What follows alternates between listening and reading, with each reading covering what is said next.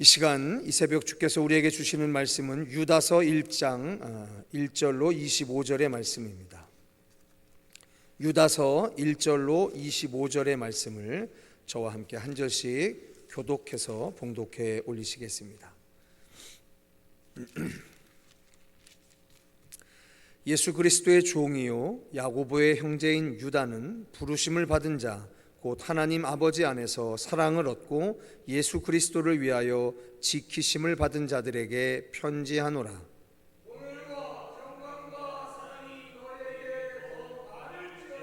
사랑하는 자들아, 우리가 일반으로 받은 구원에 관하여 내가 너희에게 편지하려는 생각이 간절하던 차에 성도에게 단번에 주신 믿음의 도를 위하여 힘써 싸우라는 편지로 너희를 권하여야 할 필요를 느꼈노니,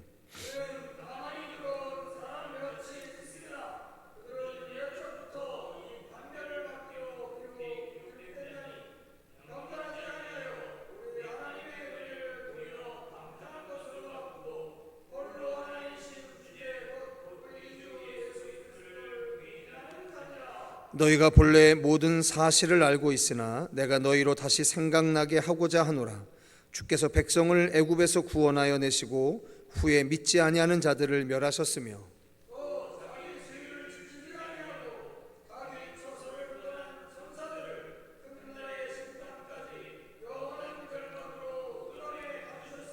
소돔과 고모라와 그 이웃 도시들도 그들과 같은 행동으로 음란하며 다른 육체를 따라가다가 영원한 불의 형벌을 받음으로 거울이 되었느니라.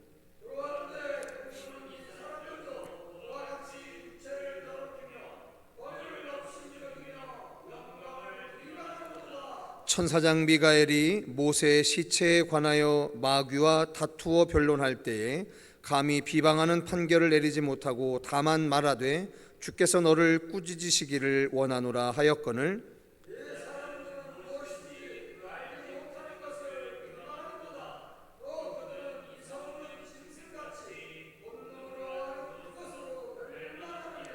화 있을진저 이 사람들이여 가인의 길에 행하였으며 삭슬 위하여 발람의 어그러진 길로 몰려갔으며 고라의 패역을 따라 멸망을 받았도다.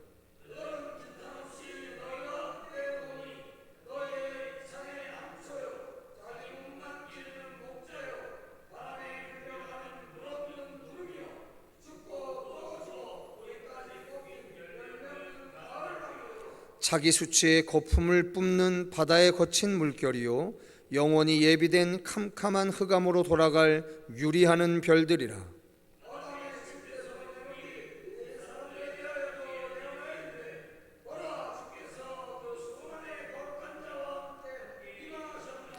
이는 무사람을 심판하사 모든 경건하지 않은 자가 경건하지 않게 행한 모든 경건하지 않은 일과 또 경건하지 않은 죄인들이 주를 거슬러 한 모든 완악한 말로 말미암아 그들을 정죄하려 하심이라 하였느니라.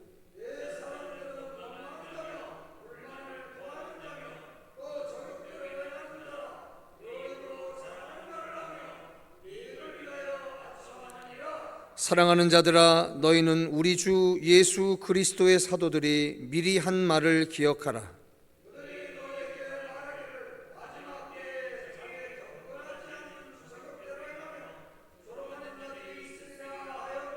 이 사람들은 분열을 일으키는 자며 육에 속한 자며 성령이 없는 자니라.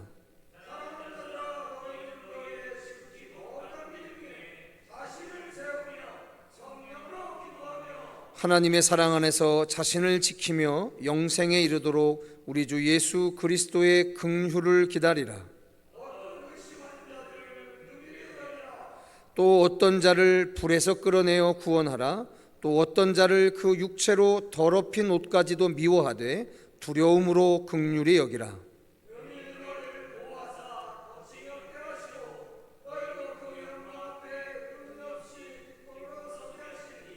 곧 우리 구주 홀로 하나이신 하나님께 우리 주 예수 그리스도로 말미암아 영광과 위엄과 권력과 권세가 영원 전부터 이제와 영원토록 있을지어다.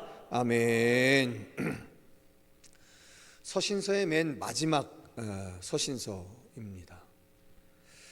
그리고 이 서신서의 기록자를 1절은 스스로 이렇게 밝혀주고 있는데요. 예수 그리스도의 종이요 야고보의 형제인 유다, 이렇게 적시해서 말을 해주고 있습니다.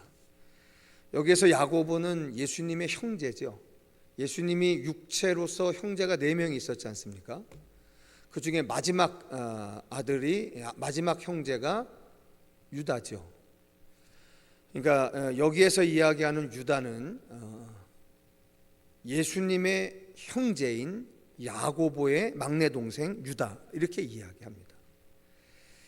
물론 이것에 대한 여러 가지 논란은 있지만 어쨌든 기록된 것을 그대로 인정을 한다고 한다면 여기 특별한 상황이 한 가지가 있습니다. 이는 분명히 예수의 형제죠. 그리고 잘 아시는 것처럼 예수가 살아있을 때는 예수가 자기들의 맏형인 예수가 그리스도라고 하는 사실을 알지 못했고 부인하던 자들이 아니었었습니까? 그런데 그가 예수 그리스도의 십자가 부활 사건 이후에 성령을 받고 예수의 육체의 형제들이 일종의 사도적인 삶을 살아가게 되는 거죠. 그러면서 그는 뭐라고 얘기하냐면 야고보의 형제인 유다는 부르심을 받은 자라고 이야기를 합니다. 예수님의 형제라도 그들이 예수를 그리스도로 인정하게 되는 순간 우리의 모든 인생에 대한 정체성은 한마디의 단어로 정리가 됩니다. 그것은 바로 뭐냐면 부르심을 받은 자라는 겁니다. 부르심을 받은 자. 이 정체성은 베드로가 이야기했던 나그네라고 하는 정체성과 거의 비슷한 이야기를 갖고 있는데, 부르심을 받은 자라고 하는 것은 부르심을 받은 자의 인생이 가장 중요하게 여기는 것은 부른 자의 음성인 겁니다. 즉 우리의 인생이 어느 순간서부터인가 내 인생의 주인을 나라 여기지 아니하고 나를 부르신 이의 뜻대로 살아가는 존재라고 생각을 하게 되는 거라는 겁니다.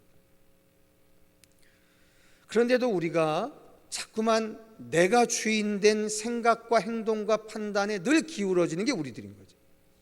그래서 말씀 앞에 서야 하고, 그래서 성령을 간구해야 하는 겁니다. 그렇지 아니하면 오직 성령으로 기름 부음 받은 사람들이 스스로의 정체성을 이렇게 고백했던 이 고백에 우리가 도달하기가 어려워요. 그러면 그때부터 성서는 2000년 전 그들만의 이야기로 끝나버리는 겁니다. 지금으로부터 2000년 전에 지금처럼 AI가 나오고 컴퓨터 시대가 아닌 그 고리타분하고 그 윤리도 없고 도덕도 없는 것 같은 그 캄캄한 그 시대의 그 사람들의 이야기일 뿐인 거죠. 자, 예수의 형제 유다도 마지막까지 싸우려고 했던 아주 분명한 것이 하나가 있었습니다. 그게 바로 뭐냐면 예수가 그리스도이시며 육체로 오심을 거부했던 영지주의자들과의 싸움입니다. 자, 이들을 향해서 유다가 이들이 어떤 존재들인지에 대해서 아주 명확하게 이야기해 주는 장면이 있습니다. 우리 다 같이 16절의 말씀을 함께 같이 읽어보겠습니다. 16절입니다. 시작. 이 사람들은 원망하는 자며 불만을 토하는 자며 그 정욕대로 행하는 자라, 그 입으로 자랑하는 말을 하며 이익을 위하여 아첨하느니라. 이렇게 되어 있습니다. 이 영지주의자들이 그때 당시 교회에 들어와서 하던 짓들을 5가지 행동으로 유형화했어요. 첫 번째, 원망하는 자다. 두 번째, 불만을 토로하는 자다. 세 번째, 정욕대로 하는 자다. 네 번째, 그의 입으로 자랑하는 말을 하는 자다. 마지막 5번째, 이익을 위하여 아첨하는 자다라고 이야기를 합니다. 그리고 이와 비슷한 이야기를 한 번 더 하는데요, 그것은 바로 19절의 말씀입니다. 19절 같이 한번 읽어보시겠습니다. 시작. 이 사람들은 분열을 일으키는 자며 육에 속한 자며 성령이 없는 자니라, 이렇게 이야기합니다. 자, 성도 여러분, 이게 어떤 의미일까요? 간단합니다. 슬그머니 교회에 들어온 이 영지주의자들은 기독교인이 두 가지 종류의 기독교인으로 나뉘어진다라고 이야기를 합니다. 하나는 보통의 기독교인들, 두 번째는 성령을 힘입은 기독교인들, 이렇게 나눕니다. 이게 되게 교묘하거든요. 우리는 흔히들 교회에 있는 사람들을 성령 받은 사람들이라고 이야기하는데, 이 영지주의자들이 뭐라고 들어와서 이야기하냐면, 교회에는 두 종류의 기독교인이 있다. 하나는 보통의 기독교인이요, 하나는 성령 받은 기독교인이라고 이야기하는 거예요. 근데 이들이 이야기하는 성령과 우리가 지금 이야기하는 성령은 다른 이야기예요. 자, 근데 그것을 우리가 골치 아프게 따지기 전에 이 유다서 자체도 그 골치 아픈 논쟁을 하지 않아요. 분명한 겁니다. 그거 이야기 이론적으로 따지다 보면 진리에서 벗어날까봐 유다가 그 얘기를 하지 않아요. 근데 분명한 것이 하나가 있습니다. 그게 바로 뭐냐면, 왜 우리가 예수 그리스도만큼 교회를 소중히 여겨야 하냐면, 사람들이 이야기해요. 교회 와서 신앙생활 하다 보니까 야, 이거 교인들 엉망진창인 거죠. 그래서 여러분, 지금 우리 주변을 둘러싸고 있는 모든 이단들의 공통적인 얘기가 있잖아요. 그게 뭐냐면, 너 교회에서 하는 행동들 못 봤냐? 기존의 교회에서 하는 행위들을 못 봤냐? 그러면서 이야기하잖아요. 너 구원받았어? 구원받은 시와 날이 언제야? 구원받은 증거가 뭐야? 맨 이런 얘기로 교회를 분리시키잖아요. 이게 모든 이단들의 공통점입니다. 우리는 그들과 같지 않고 구원의 신고도 명백하고 우리가 살아가는 삶 또한 그들과는 전혀 다르게 죄악과는 관련 없이 살아간다, 이렇게 얘기하는 게 이단들의 공통적인 방식이거든요. 근데 여러분, 제가 또 말씀드리잖아요. 교회는 모여있는 모든 사람들이 최고의 윤리, 최고의 도덕을 가졌기 때문에 교회의 영광을 누리는 게 아니에요. 우리가 왜 교회 생활을 해야 되냐면, 교회는 나와 같지 않고 내 마음에 들지 않는 숱한 사람들이 모여서 한 몸을 이루는 공동체.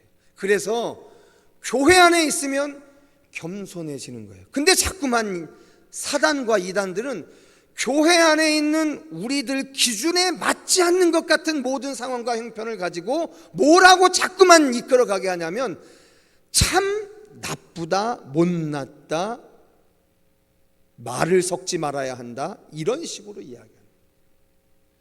그건 믿음이 아니라니까요.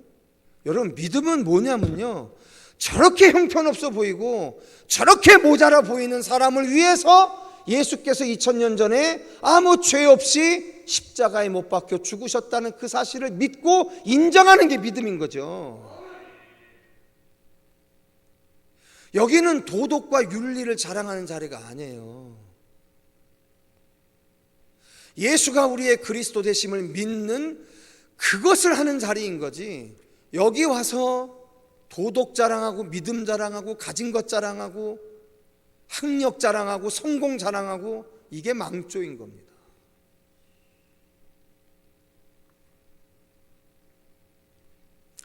나는 이것을 옳다라고 여기는데 왜 대다수의 사람들은 이것을 옳다라고 여겨주지 않을까? 당연하죠.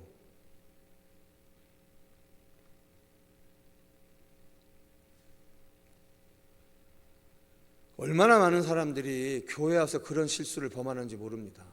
자기가 사회에서 하는 일을 가지고 들어와서 우리 교회에서는 내가 하는 일들에 대해서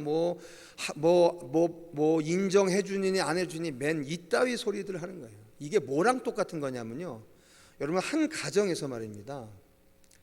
맏형이 있어요. 맏자식이 있어요. 그런데 지차 밑에 애들보다 좀 못났어요. 그런데 이 지차하고 밑에 있는 놈들이 집안에 잔치 때마다 와갖고 자기보다 못난 맞이 욕해봐야 그건 바보예요. 그럼 집안이 쪼개지는 거예요. 집안 풍지박산되는 거예요.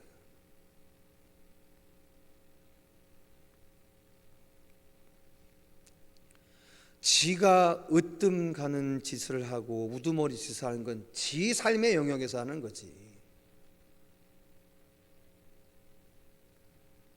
지하고는 아무 상관없이 하나님께서 그 가정 안에 질서로 주신 그 질서들을 뭐하러 허물려 하는지 모르겠어요. 잘났다는 이유로. 못난 짓입니다. 근데 이걸 영지주의자들이 하는 거예요. 너희들은 모른다는 거예요.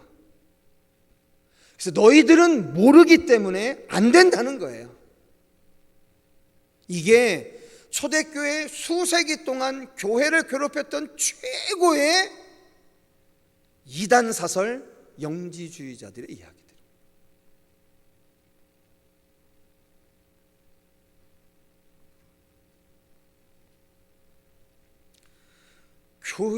진정한 그리스도인들은요, 원망하지 않아요. 불만 토로하지 않아요. 나보다 못난 사람들 투성, 내 마음을 알아주지 못하는 사람들 투성이라고 해서 불만하고 원망하지 않아요. 그 원망이 씨알이 맺히는 공동체라고 한다면 여러분들 구원 못 받았어요. 하나님이 여러분들을 구원하려고 뭐하러 당신 아들을 죽입니까? 그 못난 짓을 교회에 와서 또 하네요. 배웠다고, 좀 안다고. 여러분, 이사야서 53장에 보면 고난받는 종의 예언의 말씀이 있어요. 그 11절에 이렇게 이야기하잖아요. 예수가 위대한 이유가 뭐냐면, 고난받는 종으로 오신 예수가 위대하신 이유가 뭐냐면, 그분은 그분의 가르침으로 말미암아 많은 사람들을 의롭게 해요. 근데 이 안타깝고 모자란 것들은 그 조그마한 지식 가지고 남들을 숱하게 못나게 만들어요. 이게 예수와 땅의 지혜와 다른 차이예요. 얼마나 한다고, 얼마나 가졌고, 얼마나 살았다고. 참 기가 막힌 노릇이에요. 그래서 유다는 지금 영지주의자들의 그 복잡한 생각에 대한 이야기를 한마디도 하지 않아요. 다만 뭐라고 이야기하냐면 8절의 말씀 같이 읽겠습니다. 8절입니다. 시작. 그러한데 꿈꾸는 이 사람들도 그와 같이 육체를 더럽히며 권위를 업신여기며 영광을 비방하는도다 라고 이야기를 합니다. 그리고 곧 그 뒤에 있게 될 9절의 말씀에 이 유다가 인용하고 있는 외경이 있어요. 외경. 제가 그런 말씀 드린 적이 있었잖아요. 성경에 준하는 권위를 가지고 있는 책들이 있어요. 그런데 AD 90년 얌리아 랍비에 때 지금처럼 66권의 성경이 결정될 때 정경에 들어가는 66권의 원칙이 있어서 세 가지 원칙이, 이 세 가지 원칙에 부합하는 것만 정경에 넣기로 한 거예요. 근데 이 세 가지 원칙에 부합하지 않더라도 이 정경에 버금가는 권위를 가진 성경이 있었던 거죠. 근데 안타깝게도 이 유다가 인용하고 있는 대표적인 외경인 에녹서와 모세 승천기는 지금 기록돼서 존재하질 않아요.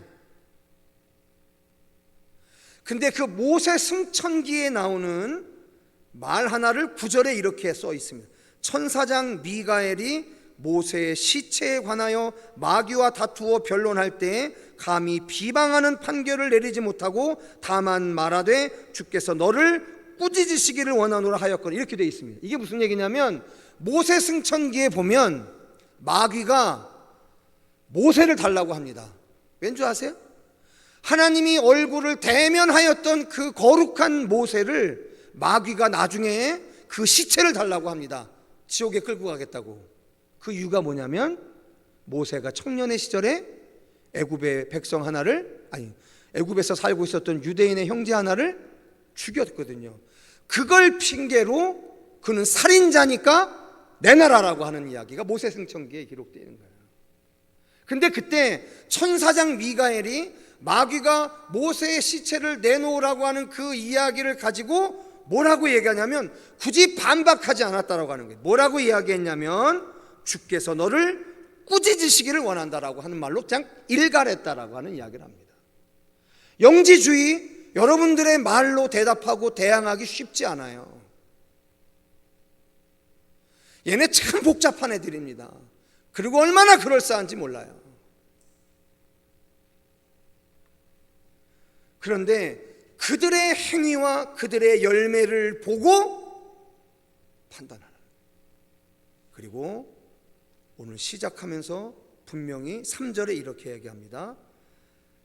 성도에게 단번에 주신 믿음의 도를 위하여 힘써 싸워라, 이렇게 얘기합니다.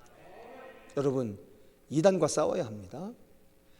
이단과 싸워야 되는데 어떻게 싸워야 하냐? 우리가 먼저 제대로 알고 싸워야 되잖아요. 그죠? 제대로 알고 그리고 싸워야 하는 거예요. 여러분, 반드시 이단은 싸워야 하는 대상이에요. 그건 물러서고 용납하는 게 아닙니다.